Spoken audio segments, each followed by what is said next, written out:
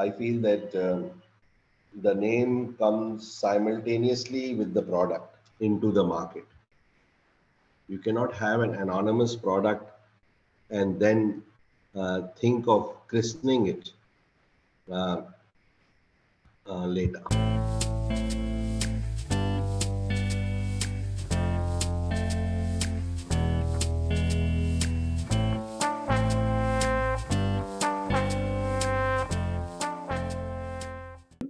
It's such a big privilege and pleasure to connect with everyone and our distinguished keynote speaker who is handpicked because of the think input and the rich experience he brings in. Thank you also to our distinguished audience for joining us, most of whom are CEOs, CXOs, and senior leaders. Many of them are our members and are repeat visitors to our webinars. This is very encouraging and motivates us to provide even higher levels of dialogue through the online mode as well. For those of you who are new with us today, Blue Circle is the world's first sector-specific networking application for industry professionals that's built in India. We currently focus on 20 sector communities such as e-mobility, renewable energy, tech, media and advertising, real estate, and many more. We also present socioeconomic insights, which ultimately determine the evolving complexion of the market.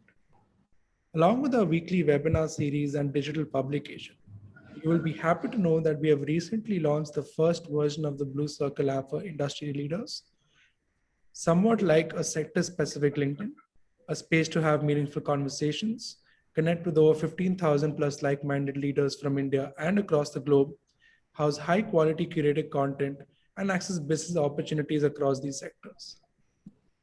Now, without further ado, I'm pleased to introduce today's keynote speaker, Mr. Pavan Choudary. He's the best-selling author, CEO of a French multinational, a business intellectual who sits on several boards across the sectors, and chairman Blue Circle. He played a key role in establishing consumer brands like Honitus and institutional brands like Medical Technology Association of India. He has deep insights and experience in marketing, advertising, and PR.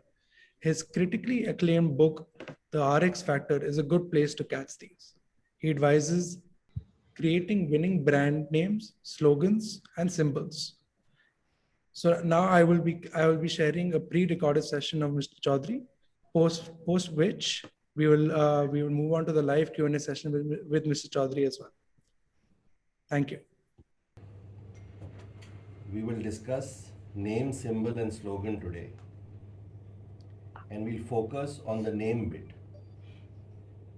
but simultaneously also touch the symbol and the slogan piece.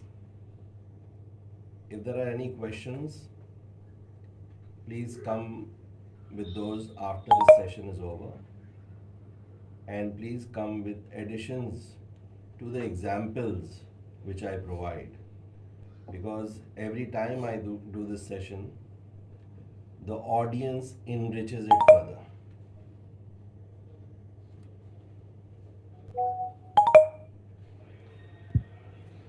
So name is the basic core indicator of the brand,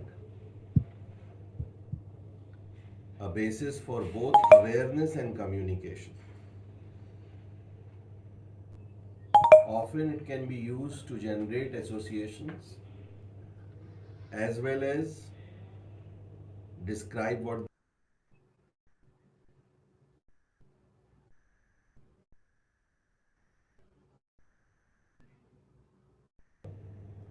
And you know that trademarks can be more easily defended than patents. It can also help establish subnames. For example, you have a brand name India Today, then you go into the business domain with Business Today, Teens Today, and so on. You have a brand name Surf, you extend it through Surf Ultra, Surf Excel, and so on. And name also is more enduring than package price or advertising, so it's a very critical decision which an organization takes. What are some ways of generating brand names? One simple way is combining associations into phrases. For example, waiter on wheels. A similar way is by combining words and describing your service. For example, rent a video. Another way which is used to good success in the consumer industry, coffee, toffee, Fixie Foxy, you might not have heard of this name, but you might have heard of another name called Rola Cola, Cola Ka Gola, Rola Cola. Googly was another famous candy. I remember when we were in college, there were two cricket clubs in Sagar.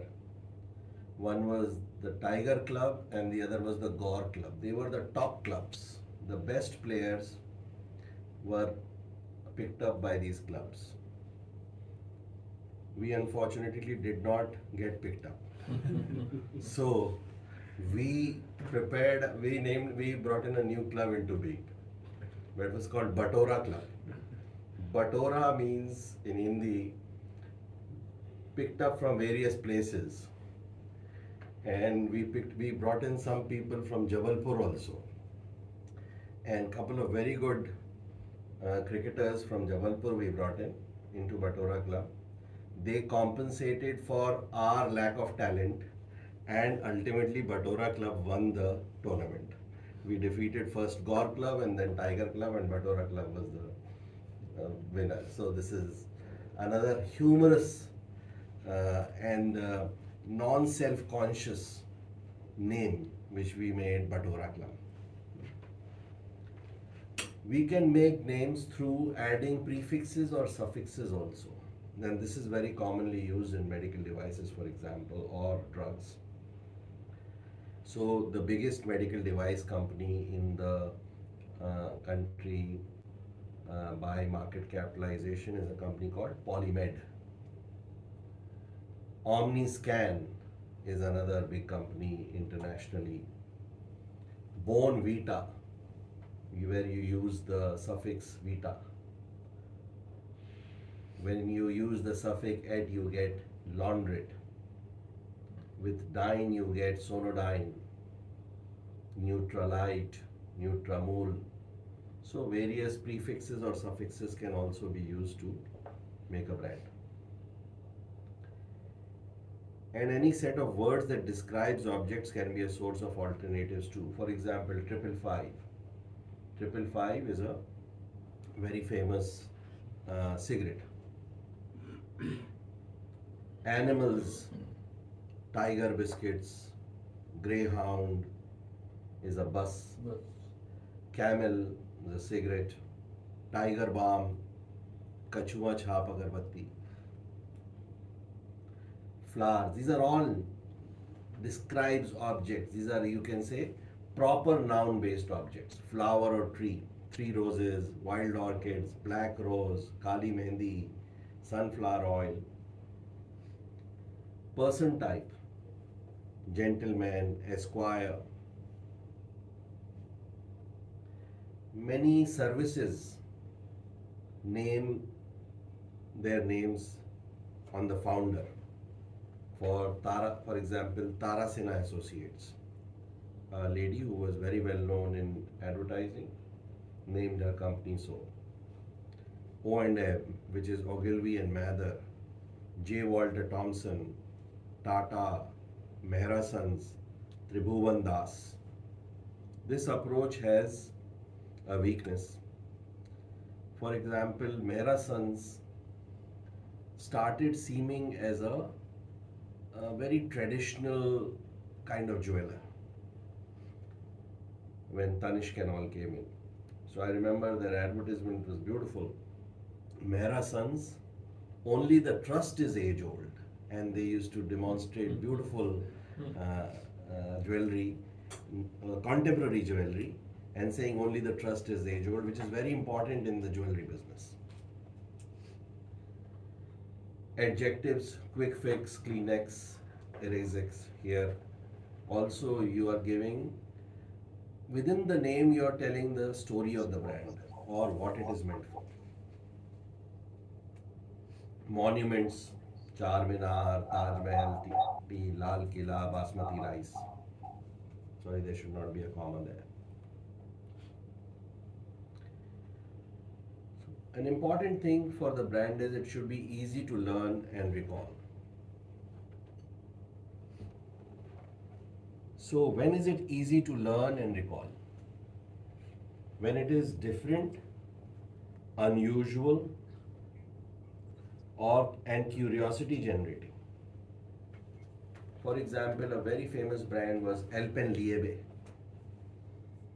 It was a candy which became the number one candy in the country and in many other countries. And perhaps there was some challenge for the kids in even pronouncing it correctly. I don't even know if I am pronouncing it correctly. But Alpenliebe was a very famous brand. Unusual. Then there was Zingaro. Then Cadbury Schweppes. Schweppes is almost like a surname and it gives, I think, some kind of memorability to it. Dr. Scholl's, Radio Mirchi, Web Chutney, Ortem. Ortem is the opposite of Metro. And when Metro, the company called Metro, started getting into fans, and it was quite different from wherever they were. I think they were in footwear. They brought this name Ortem, and it was very popular for some time.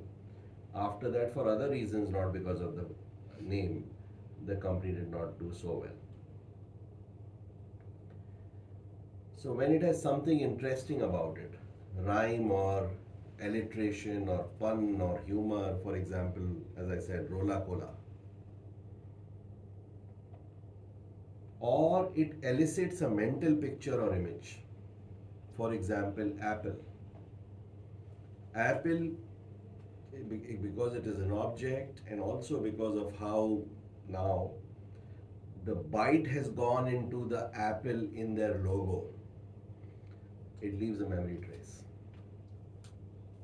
Some names, particularly when they are meant for women or for kids, can have some emotion in it when you, and some examples here are Nakaris, Obsession, Mischief, Mother's Recipe.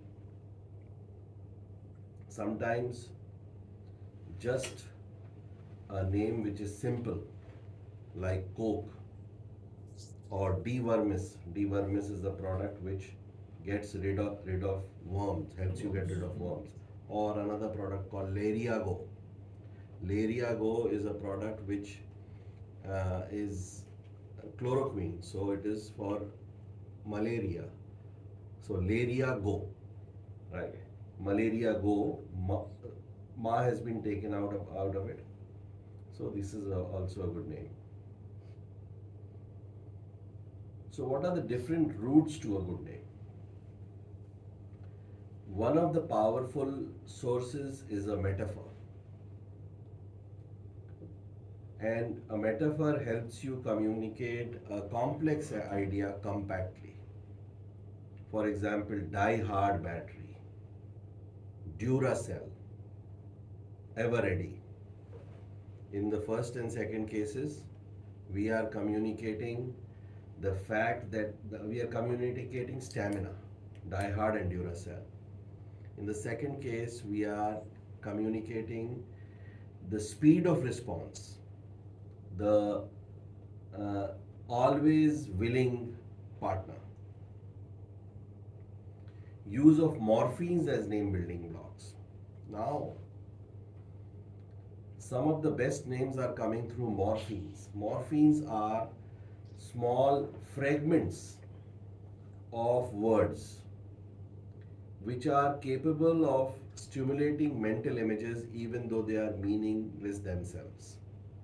For example, Acura, which was a car I think by Honda, quite successful in the 90s, is formed by morphemes. Acu is one, Ra is another. They have combined it. There is another often used method of bringing in names, which is empty vase or blank canvas method. Why do we call it blank canvas? Because through this approach, what is intended is getting a name which does not stand for any product class but can be stretched across product classes. For example, Kodak. Of course, we know that Kodak was for cameras, but Kodak also could have been for medical devices. It could have also been for snacks. Similarly, Xerox, Maggie, Pepsi, Synthol, Liril, Mirinda, Vim, Rin. These are all names which do not mean anything. They are easy to remember and they can be stretched without difficulty because they are not communicating what the company does. The name chosen should be easy to recall, have useful associations, and it should also avoid bad associations. And it is great if it is helpful in generating a symbol and a logo. It should be also legally protectable. This is another important point when we make names. Should the name suggest product class?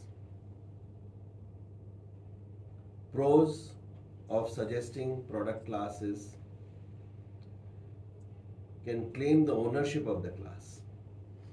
For example, recall with the class is facilitated in the case of Videocon, because Videocon first came as in TVs. But when it came in washing machines, it did this Videocon was not stretching so well. Of course, today also in my name, Videocon word is associated, a name is associated with washing machine.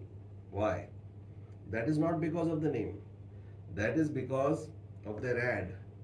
Videocon washing machine. It washes, it rinses, it even dries your clothes. In just a few minutes, you are ready for the show. Videocon washing machine. वो ऐसा ad था. The company could not rise up to the standard of the ad, but that ad was amazing. And it was the first company which had come to sell washing machines. It told what all the washing machine does. It educated the people, and for a long time, it stayed as brand number one. But later on, because the company did not do so well, the brand faltered. But difficult, so it is difficult to stretch. Similarly, Burn All is a great name, but it is difficult to stretch. To take it outside the category of burn is difficult. What kind of names will support a symbol or a slogan? So Apple, I told you, Tomato Bank. Another important point is, in the beginning only, depending on the ambition of the promoters, we should not have any undesirable associations internationally also, because many a time when the language changes, you may realize that the brand name which you have selected is not working so well in other countries. So Allegis is a European brand, but in the English word it sounds a little sounds a little snobbish. Snobbish also can be confused with allergies. Nova, a GM car, General Motors launched this car, but in Spain it means does not work. It could not launch it in Spain. BDs, Mother India BDs. It was launched by a very big BD organization, but because of the name, somehow people were not willing to smoke it. Maybe they were reminded of their mothers who forbade them to smoke. So I don't know. Then a Japanese coffee cream, a very good one, was called Creep. It could not enter the British world and the English speaking world. Then a Finnish product, again, which could not enter the English speaking world, was to unfreeze car locks, was Super Piss. Then Spanish, so GM made the mistake in Spain. A Spanish potato made the mistake abroad by calling themselves bum. And it should also build distinctiveness to not to be confused with a rival brand. Legal strength of the brand is very important and it should be built into the brand. Parle glucose biscuits were the number one brand in the country of glucose biscuit, having a monopoly share, almost monopoly share.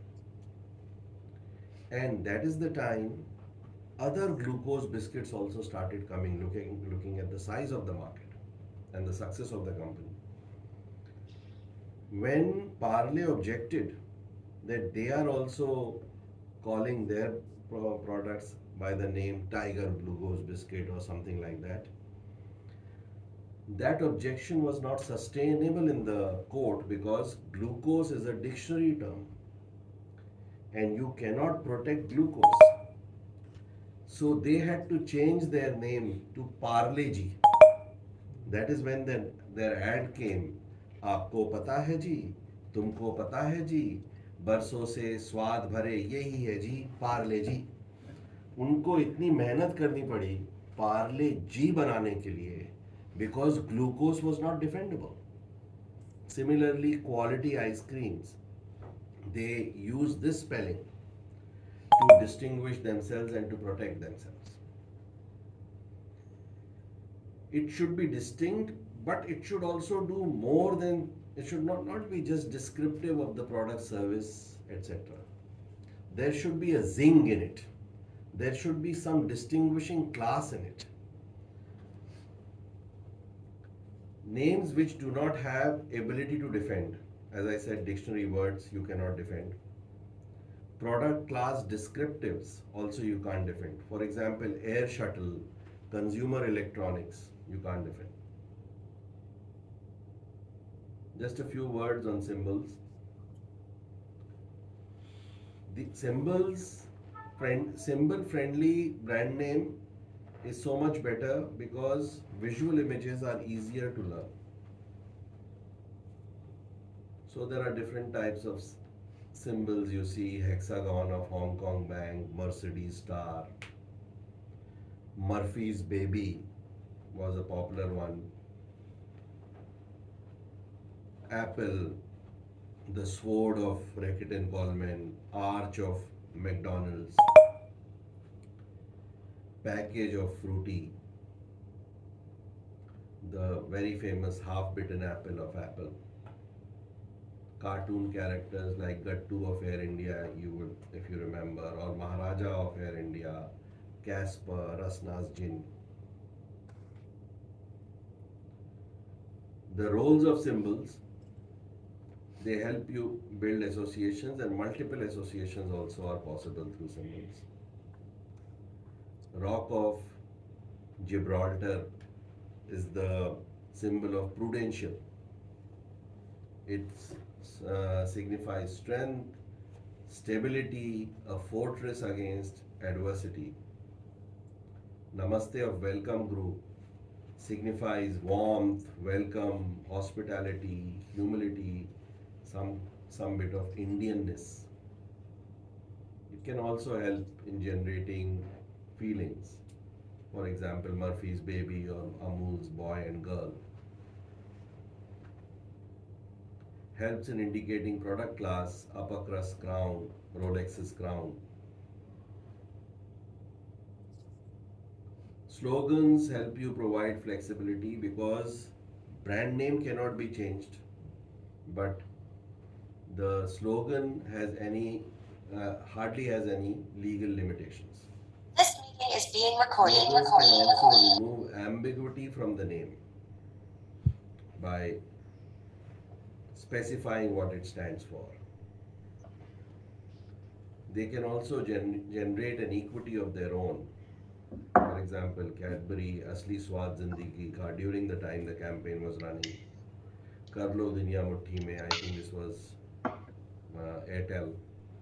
Thanda Matlab Coca Cola. See how the slogan is trying to claim the product class. Can reinforce the name of this name or the symbol from sharp minds come sharp products. Or it's a Sony. Gillette has another beautiful slogan, the best a man can get, which applies not only to the customers, that okay, this company will provide you the best products a man can get. It also applies internally to your employees, the best a man can get, the best place where you can work.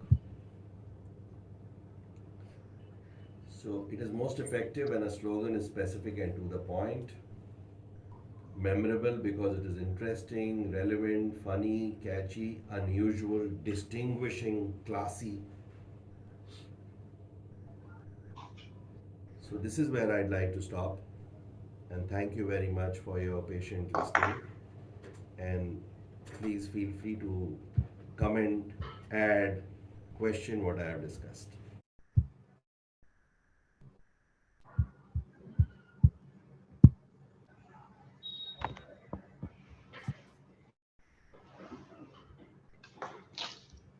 Hello everybody, and hello Gautam. Hi, sir. So, thank you for this session, sir. I will quickly move on to the questions. Starting from Arun, many startups today begin with a particular idea, but end up doing different things which may not resemble their company's brand name. In such cases, should empty vase method be the preferred choice for startups to choose a brand name? Yeah, empty vase or blank canvas method is used by many startups these days. For example, Zerodha. This is a this is an app which helps you trade on the stock market, a $1 billion company.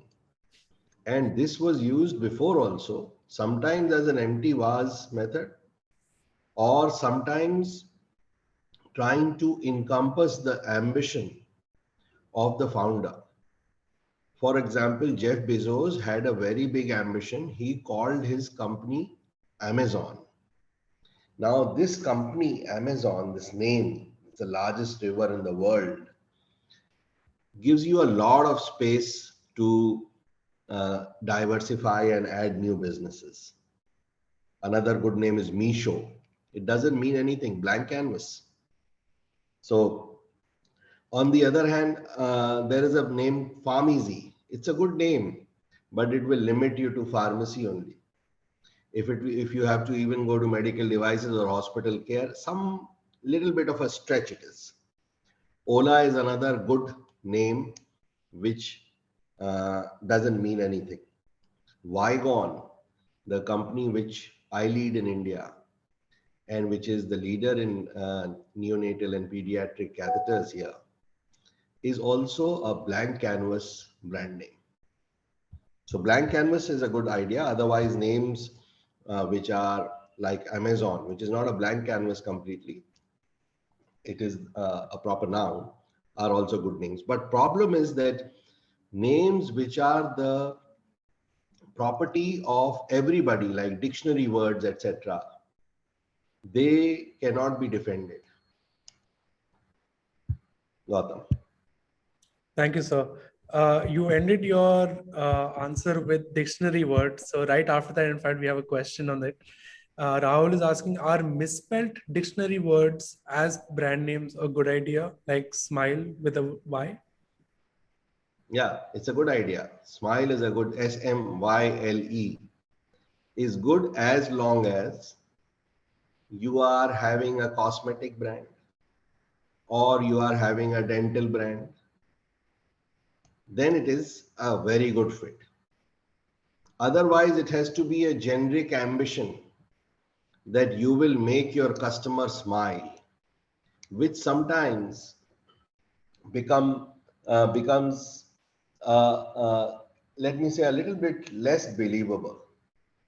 So, but for a cosmetic brand, for a dental brand, this is a good name. Thank you, sir. Aarti is asking, in your slide, avoiding undesirable associations.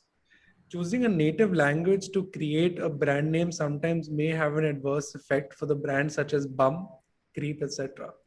How should one ensure such possibilities don't occur? Today it is not so difficult because you can do a search about your brand name, what it means in different languages at the click of a button. But yes, sometimes brand names which are dependent on the native language, they might have some other meaning or may not be understood fully. For example, there is a brand name, very famous brand, anti-diarrheal product, which is called Roco. Now, Roco means very clearly stop it in Hindi. But those people who may not understand Hindi, may not understand the brand, it is still acceptable as long as it doesn't have a adverse meaning somewhere. So you can check that at the click of a button on the translate services at Google. Thank you, sir. I'm going to the next question by Shania.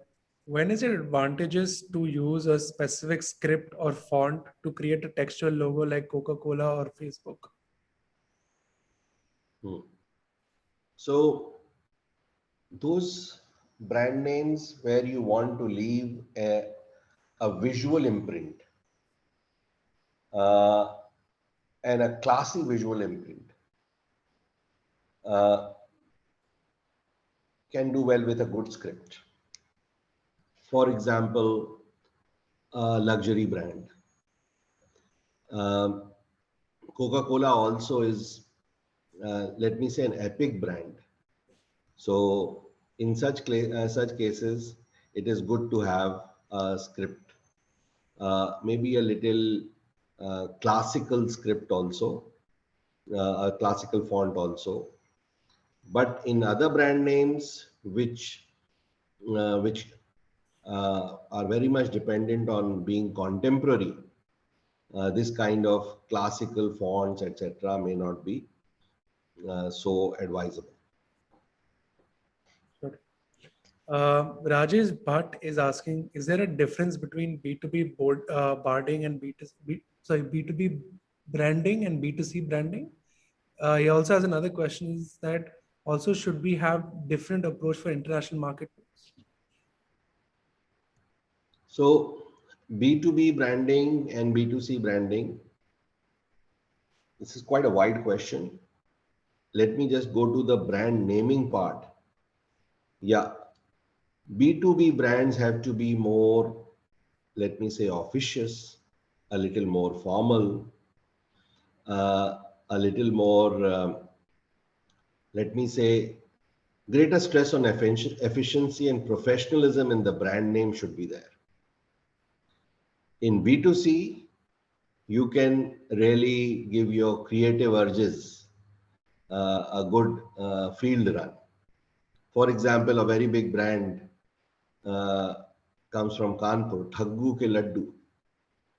And the underscore and the line, now it's a song also.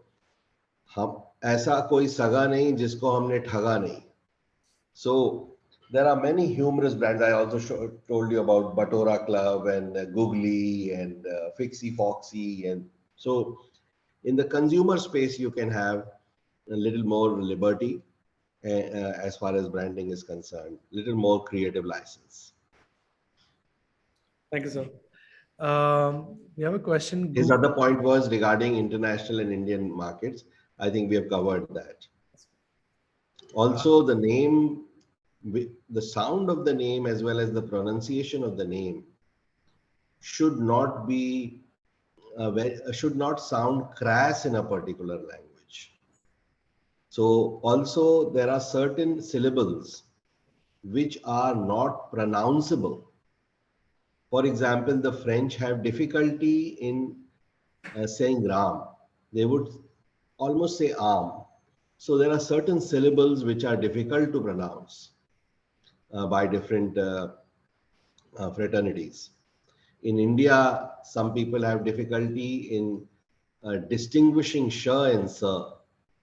So we should be careful about this. Also, our major markets should be, we should be sensitive to the phonetics of our major markets so that the product's name can just roll off their tongue. Very good question. Surely, sir. Thank you. Google has changed. Google has often changed its logo color to go with a special news. Is it a good idea for companies to play around with the color of their logo? So the classic view is you should never touch your logo. It is sacrosanct. But a logo which you are seeing every day, it will become boring. Each of us sees Google at least 8, 10 times, or maybe at least 5 times a day.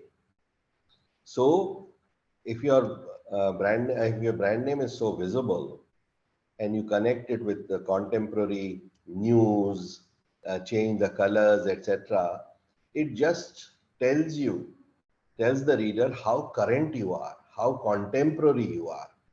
And Google actually has this reputation that it keeps on updating its search database, its algorithms, etc. So it's a very good thing to do. I think it keeps the fizz around Google alive. Thank you, sir. I'll move on to the next question. Sagar is saying, how much role does the love marks theory play in augmenting the name of a brand and its personality? Which theory? The love marks theory. I'm sorry, I don't know about this theory, and we should ask Sagar to tell us more about it. If I can try to attempt to answer this. Sorry, sir. We'll just wait for Sagar to type it out. If you can just Yeah. briefly explain to us. See, so such knowledgeable people on the panel, among the attendees. Very good questions also. Sagar Go saying ahead. Sachi and Sachi. Sagar is from Sachi and Sachi. He's saying the love marks theory of Sachi and Sachi. Now, what does it say? Or let's Google it. He shared the Wikipedia link. For me to share with you, love marks is a marketing concept that is intended to replace the ideas of brands. The idea was first widely publicized in a book of the same name written by Kevin Roberts of the advertising agency Sachi and Sachi. What is the idea? So he considers that love is what is needed to rescue brands. So Robert asks what builds loyalty that goes beyond reason, what makes a truly great love stand out. And so Robert suggests the following are key ingredients to create love marks. One is mystery through great stories, past, present, and future, sensuality, sound, sight, and intimacy, commitment, empathy, and passion. So basically, it seems to me it is an updated version of emotion and advertising, of the brand persona, how emotion and an emotional connection between the brand and the person can be established. I am of the view that certain brands respond better to an emotional connect or the love mark kind of hook, and some respond better to a rational connect. And if you can have both the connects together, it is all the more better. Thank you, sir. I hope, Sagar, your question is addressed. Move on to Rishabh Chauhan. He's saying, hello, Mr. Pavan. What are your views on first introducing a product into market and then creating a brand out of it when the product gains traction? So perhaps Rishabh is wanting to know that should we name it later? So sometimes this kind of an approach can work, but For this, you have to have a very big pipeline of products where you are testing the names, etc., and the concept of the product simultaneously. Mostly, when you form a company and you are about to launch a product, you are also interested in the commercials, that the sales should happen, the money should come in. So it's not so easy to do, and you have to get a trademark test done. So I feel that the name comes simultaneously with the product into the market. You cannot have an anonymous product and then think of christening it uh, later. So, Sivas's day is asking, is it a good idea to mix up alphabets and mnemonics in writing a brand name or a tagline? Sorry, once again, please. Sivas's day is asking, is it a good idea to mix up alphabets and mnemonics in writing a brand name or a tagline? Yeah, if it distinguishes your brand. Some brands also have a digit within it, like TV18 uh, or TV9. Actually, TV have a lot of digits in it. Alphabets also, some companies play on that. Uh, it's a good idea as long as it distinguishes your brand name. It is strategic and creative. Strategic is that it is there for a purpose. Creative is that it is elegant, it is memorable, that is, and it catches your attention. So strategic is the rational side, and creative is the emotional, perceptual feelings the brand can generate, the attraction it can command. Thank you. Thank you, sir. I believe our questions we have covered. If at all there are any more questions, we can wait for another 1 or 2 minutes. Otherwise, we do get a few questions post the webinar through mails, and I will surely forward the same to you and ask your response humbly. Um, Also, for those who have asked me for the recording of the session, we will surely be sending the recording post the webinar in about 2 days. It goes live on YouTube, and uh, we also market it across social media. So the same you will be notified with. Yeah. Sagar has made one point. Basically, an emotion should be associated with the brand, otherwise, it gets diluted quickly. Yeah, I agree with that. Emotional hook also with the brand is very important, and emotion gives you greater longevity of association. Great. I think Surely, there's sir. something else. We're just giving thank you, sir. Okay, fine. So thank you very much, everybody. Oh, there's something else and stays relevant without this brand has no soul, so to say it is a mark. Yeah. Uh, Let me say to Sagar that perhaps we have suddenly stumped him with this question, but based on his answer, it seems that it is, um, to me, it seems that the love marks theory is an extension of the emotional correct connect theory, and maybe it is done up so much better that it is sound that it is worth being considered as a paradigm change or a breakthrough. Great, very good. So thank you very much, everybody. Really appreciated your questions, and thank you for the kind of people who attended the session. And thank you, Gautam. Thank you very much, sir. Just such an insightful and engaging session, and a privilege to hear you. Our guests that have been hooked on till the very end. And thank you also to the leaders in the audience for joining us and for staying till the end and for always sharing excellent questions. Great. Bye. Have a great day, sir. Thank you. Bye bye.